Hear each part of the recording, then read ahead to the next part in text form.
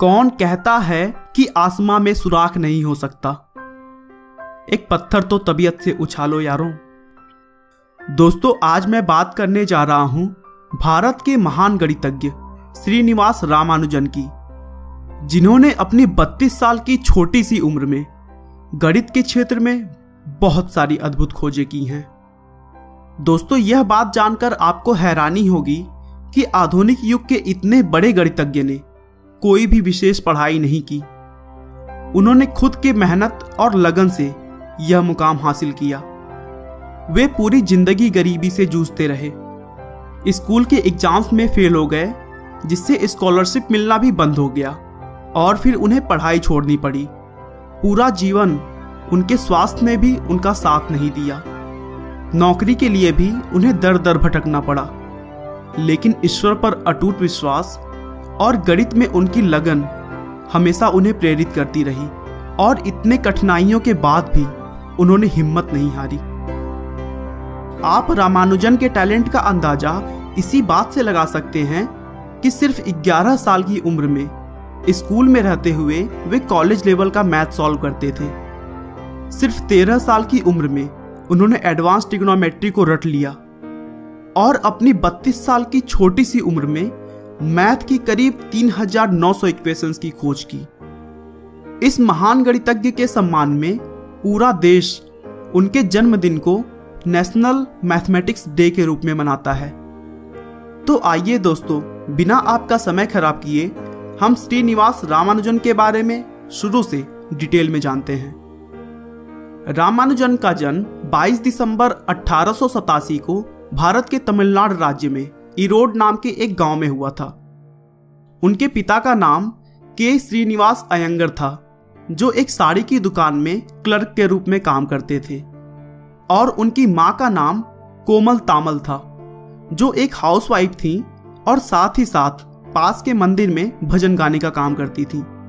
रामानुजन का बचपन ज्यादातर कुंभकोणम नाम की जगह पर बीता, जो कि पुराने मंदिरों के लिए अभी भी बहुत फेमस है और आज भी उनके घर को वहां म्यूजियम के रूप में देखा जा सकता है।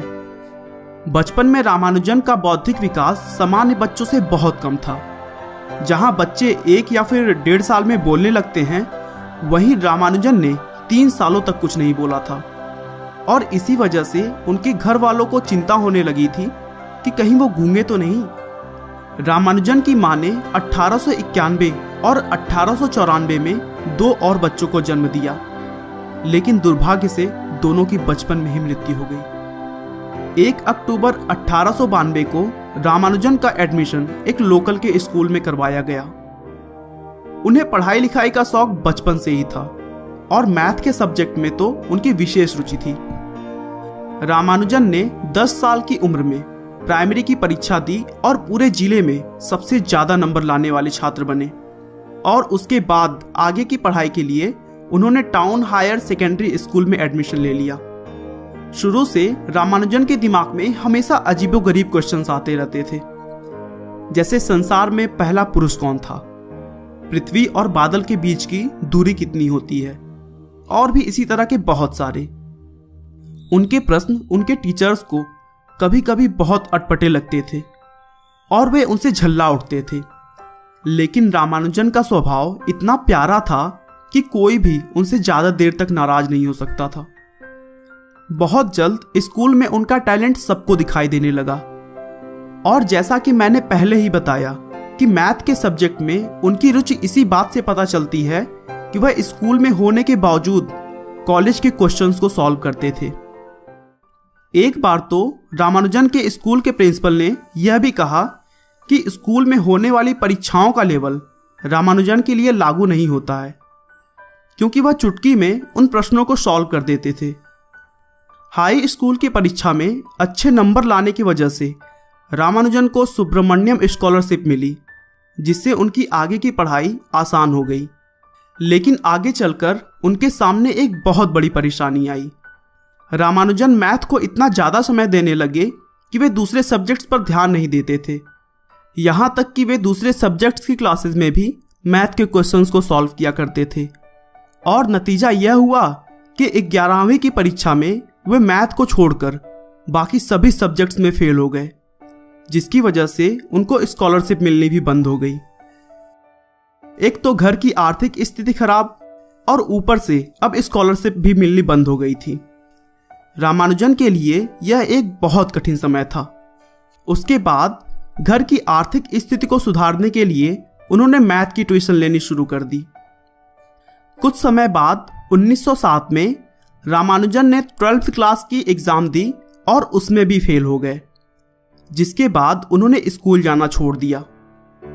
स्कूल छोड़ने के बाद अगले 5 साल का समय रामानुजन के लिए बहुत कठिनता भरा रहा। उनके पास ना कोई नौकरी थी और ना ही किसी के साथ काम करके अपने रिसर्च को इम्प्रूव करने का मौका। लेकिन ईश्वर पर अटूट विश्वास और गणित के प्रति उनकी लगन ने उन्हें कहीं रुकने नहीं दिया और इतनी विपरीत परिस्थितियों में भी उन्होंने अकेले ही अपने रिसर्च को जारी रखा। 1908 में रामानुजन के माता पिता ने उनकी शादी जानकी नाम की एक लड़की से कर दी। शादी के बाद अब वे अकेले नहीं थे, उनकी पत्नी की भी रिस्पॉन्सिबिलिटीज उन पर आ गई थी और इसीलिए सब कुछ भूलकर मैथ के रिसर्च में लगे रहना पॉसिबल नहीं था। इसीलिए वे नौकरी की तलाश में मद्रास आ गए।